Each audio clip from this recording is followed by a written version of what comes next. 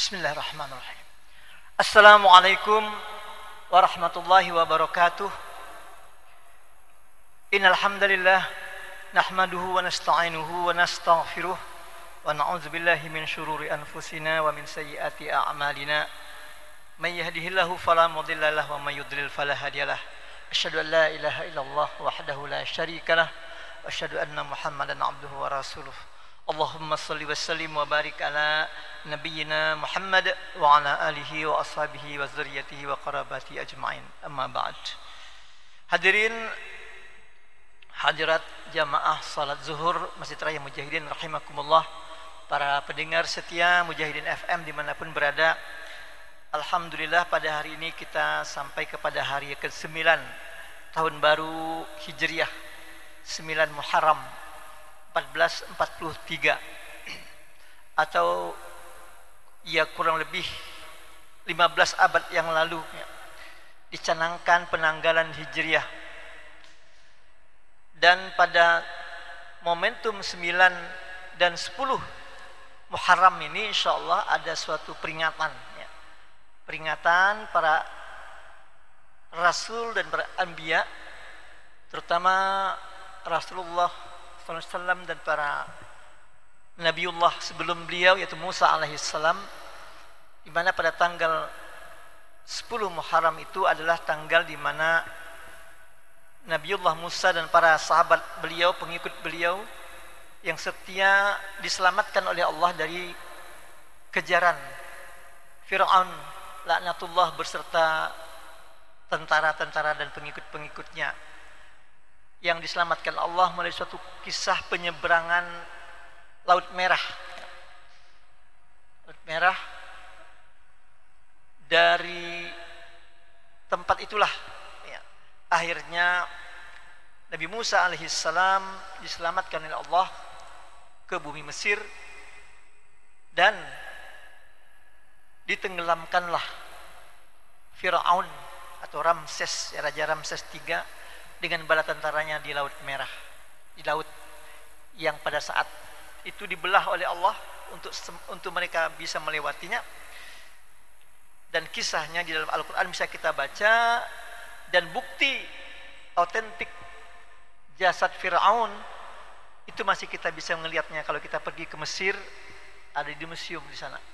Jasadnya masih bisa kita lihat. Kalau kita melihat gambar juga bisa, tinggal Google saja. Jasad Fir'aun ya, atau Faroh Ramses, itu akan muncul gambar jasad beliau yang merupakan bukti kata Allah, untuk aku jadikan bukti ayat-ayat kebesaran Allah dan bagaimana Allah menyelamatkan Nabi Musa dan pengikut-pengikutnya dari kezaliman Fir'aun. Itu kisah itu yang dijadikan sebagai momen ya, oleh kita sebagai peringatan untuk kita berpuasa ya. Kita mensyukuri nikmat Allah dan nikmat para anbiya, karena para anbiya adalah penerus risalah ya, para nabi risalah Allah ya, utusan Allah untuk membawa risalah agama atau akidah ya. Dan ini menjadi syariat kita untuk kita berpuasa. Dan pada hari 9 ini juga ya, karena puasa 10 Muharram itu juga dilakukan oleh orang-orang Yahudi. Orang-orang Yahudi mereka juga berpuasa pada tanggal 10. Dan pada Tasu'ah atau hari 9 ini juga kita berpuasa insya Allah sebagai puasa sunnah untuk mengikuti puasa besok harinya, hari Ashura, hari 10 itu, sebagai pembeda antara syariat ataupun syariat yang dilakukan oleh kaum Yahudi yang berpuasa pada tanggal 10. Dan Rasulullah mengatakan kita sebagai umat Muhammad kita tambah 1 hari itu Tasyu'a itu sebagai hari, dan juga kita berpuasa untuk membedakannya dengan syariat kaum Yahudi. Itu kira-kira kenapa kita disunahkan untuk berpuasa pada hari ini, dan pahalanya cukup besar. Ya Allah menjamin pahala yang besar bagi orang-orang yang berpuasa pada Tasu'ah dan Asyura insyaallah pada besok hari. Itu jamaah sekalian. Jadi kisah, kalau kita ambil kesimpulan, ya, kisah selamatnya Nabi Musa dari kejaran Firaun adalah kisah kesuksesan dari masalah problem yang dihadapi oleh Nabi Musa pada waktu itu. Kita ketahui Nabi Musa adalah Nabi yang diutus oleh Allah beserta saudaranya Harun untuk menyelamatkan Bani Israel, ya, dari kungkungan penguasa, ya, Firaun, yang kejam, yang zalim, yang membunuh, ya, dan tidak segan-segan membunuh, ya, dan dia ingin dijadikan sebagai Tuhan. Nah, Nabi Musa disuruh Allah, diutus oleh Allah untuk melawan. Bayangkan, melawan kezaliman Firaun itu. Dan alhamdulillah kalau kita panjang ceritanya di sini, akhirnya terjadilah perlawanan, ya, terjadilah kontestasi kekuatan ruh, ya, di mana Nabi Musa alaihissalam bisa mengalahkan para tukang sihir pengawal Firaun, menang di situ. Nah, karena masih menang di situ, ya, para tukang sihir Firaun tadi akhirnya masuk Islam, bersyahadat, dan akhirnya mereka dihukum oleh Firaun dengan dipotong tangan dan kaki secara bersilang. Tapi mereka tetap beriman kepada Tuhannya Nabi Musa, Allah Subhanahu wa taala. Tapi akhirnya dengan kekuatannya Firaun akhirnya menyerang dan mengejar Nabi Musa untuk dibunuh. Sampailah di tepi laut itu, dan keselamatan itulah keselamatan yang dibantu tentunya dengan kekuasaan Allah untuk membuktikan Allah lah yang maha kuasa. Allah menjamin hambanya, Allah melindungi hamba-hambanya yang bertakwa dari permasalahan. Wa may yattaqillaha yaj'al lahu makhraja wa yarzuqhu min haitsu la yahtasib. Ayat itu benar, ya, sesungguhnya orang yang bertakwa apapun perbuatannya dan bagaimana perbuatannya yang baik itu akan menjadikan dia diberikan solusi oleh Allah Subhanahu wa taala. Itu pertama, para jemaah sekalian. Yang kedua, kenapa orang bermasalah? Kita tidak akan membicarakan masalahnya Nabi Musa alaihissalam. Tapi kenapa orang biasanya bermasalah dalam kehidupan? Ada masalah, ada kegalauan, ada kerisauan. Jadi gini ceritanya, ada sebuah hadis yang mungkin kita pembelajaran bagi kita. Dalam satu hadis riwayat Imam Abu Dawud, ya, dari Abu Sa'id Al-Khudri, diterangkan bahwa pada suatu waktu Rasulullah SAW masuk ke dalam masjid Nabawi tentunya, ya. Nah, dan menemukan seorang sahabat Al-Ansar, sahabat Ansar yang datang bersama-sama, yang mendukung Rasulullah pada saat hijrah, namanya Muhajirin. Ansar, sahabat yang ada di Madinah. Siapa namanya? Beliau adalah Abu Usamah. Abi Usamah yang berada di dalam masjid itu, ya. Lalu beliau, apa kata Rasulullah bertanya? Ya Abu Usamah, mengapa engkau berada di dalam masjid seorang diri, padahal sekarang bukan waktunya melakukan sholat fardu? Jadi dia datang mungkin pagi, jam berapa, jam duha gitu, ada di Rasulullah kebetulan datang ke masjid, kosong orang, tinggal Abu Usamah ini. Mengapa kau ada di masjid? Kata Rasulullah. Maka Abu Usamah menjawab, ya Rasulullah, saya sedang dilanda kesusahan. Ini permasalahan, susah. Nah, banyak menanggung hutang. Jadi cerita si Abu Usamah ini punya problem, punya masalah besar katanya, utangnya banyak. Nah, apa kata Rasulullah? Kemudian Rasulullah bersabda, ya Abu Usamah, maukah engkau menerima sekiranya aku mengajarkan doa kepadamu hingga kemudian, ya, engkau akan keluar dari kesusahan dan kesedihan yang sedang engkau hadapi. Jadi Rasulullah tidak memberikan uang, tidak memberikan cek, tetapi memberikan doa kepada beliau. Nah, apa kata Abu Usamah menjawab, ya Rasulullah, aku merasa sangat senang sekali seandainya engkau mau berkenan menolongku. Ya. Maka Rasulullah bersabda, bacalah setiap hari pagi dan sore doa. Ini doa al-ma'surat, doa yang maksur, yang sering diajabah oleh Allah. Pagi dan sore hari. Apa doanya itu? Mungkin kita hafal para jamaah sekalian. yaitu Allahumma inni a'udzubika minal hammi wal hazan wa a'udzubika minal ajzi wal kasal wa a'udzubika minal jubni wal bukhul wa a'udzubika min ghalabatid daini wa qahrir rijal. Apa artinya? Ya Allah, aku berlindung kepadamu dari kesusahan dan kedukaan. Aku berlindung kepadamu dari lemah kemauan dan rasa malas. Dan aku berlindung kepadamu dari sifat pengecut dan bakhil. Dan aku berlindung kepadamu dari banyak hutang dan dari kezaliman manusia. Ada 4 poin penting di sini. Subhanallah, kalau kita kaji para jemaah sekalian, para pendengar yang berbahagia, 4 doa ini saling terkait satu dengan yang lain. Mengapa? Kenapa misalnya si Usamah tadi galau, susah dan sedih? Ternyata dia punya hutang. Nah, di sini ada, di doa ini ada. Tapi rangkaian kalimat di 4 doa di sini, subhanallah. Pertama kata Allah, kita Rasulullah, kita minta kepada Allah from hazan dari hammi wal hazan, yaitu kita berlindung kepada dari kesusahan dan duka.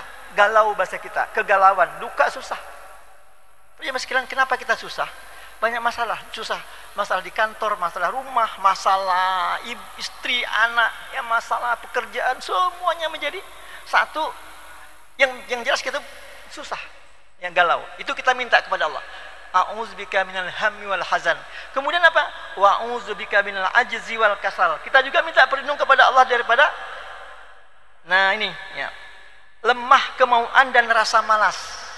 Lemah kemauan, rasa malas, inferiority, malas, laziness. Nah, kalau kita kontekskan dengan ujung doa tadi, orang yang banyak hutang, boleh jadi orang yang banyak hutang ini ada didahului dengan kemalasan yang ada pada dirinya. Nauzubillah, kita berdoa kepada Allah, mudah-mudahan Allah tidak menjadikan kita orang yang malas. Ya, biasanya orang yang malas itu yang hutang, tidak ada kerjaan. Ya. Nah, ini ada hubungannya. Maka kita minta doa dulu itu. Ya Allah, bangkitkan rasa semangatku. Tadi kan dia lesu. Berikan aku kekuatan untuk bekerja, kekuatan untuk berusaha sekuat tenaga. Para jemaah sekalian, apalagi di musim pandemik sekarang ini banyak sekali orang-orang yang terdesak, yang tidak makan, mau makan. Ada cerita itu, dia ada uang nih, mana yang harus digunakan. Kalau kayak bayar token listrik, dia tidak beli beras. Kalau beli beras, tidak bayar token listrik. Pendapatan hari-hari yang biasanya hari-harinya rutin, dia kurang berbagi. Ada mahasiswa diceritakan yang saking tidak mampu makan, ada bekas makan temannya mie ayam bekas malam itu, dia pagi-pagi dikumpulkannya, ditambah nasi sedikit untuk menjadi kuah, dimakannya sebagai kuah untuk dia makan. Ada terjadi saat ini. Pandemi ini, kesusahan Pak, susah makan. Bayangkan, mungkin kita yang hadir di sini masih enak bisa makan. Ada di antara saudara kita yang mungkin di tempat mana yang memang akses untuk dia hidup mencari rezeki memang bukan tidak mau berezeki. Ya. Nah, kalau toh tidak ada kesempatan, apakah dia mau rajin? Rajin, tidak malas, ini penting. Ya, misalnya bayar mau, ya apakah boleh misalnya rajin? Udahlah, daripada aku rajin minta sedekah ke orang, atau ngamen, atau ngojek, ya ngojek itu mungkin lebih baik. Nah, yang penting tidak malas. Nah, ya, kita mudah-mudahan tidak diberikan oleh Allah rasa lemah kemauan dan rasa malas. Kemudian aku berlindung kepadamu ya Allah dari sifat pengecut dan bakhil. Nah, ini pengecut dan bakhil juga sifat yang ada hubungannya dengan sifat ruhiyah. Bakhil itu orang tidak mau bersedekah, kedekut.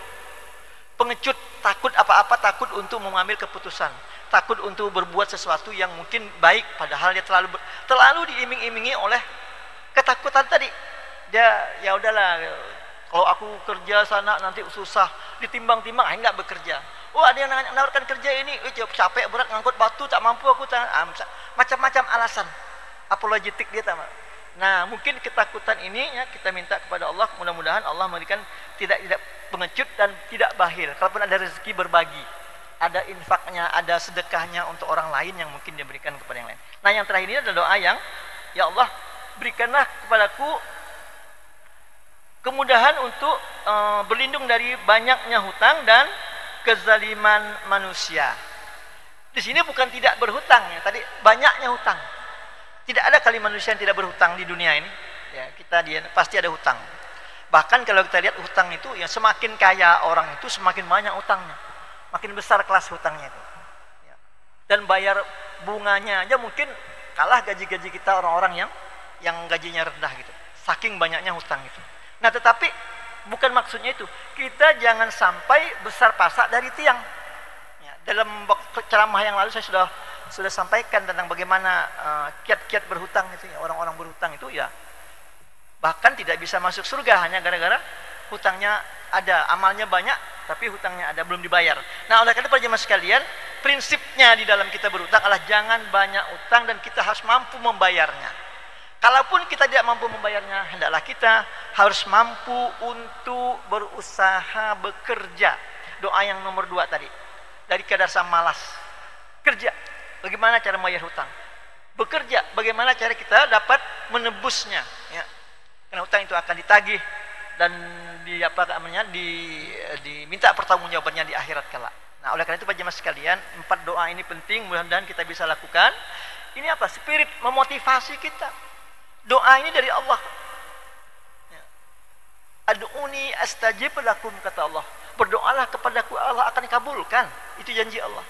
Nah, kita sudah bahas juga kemarin tentang sifat-sifat jiwa yang mutmainnah di antaranya.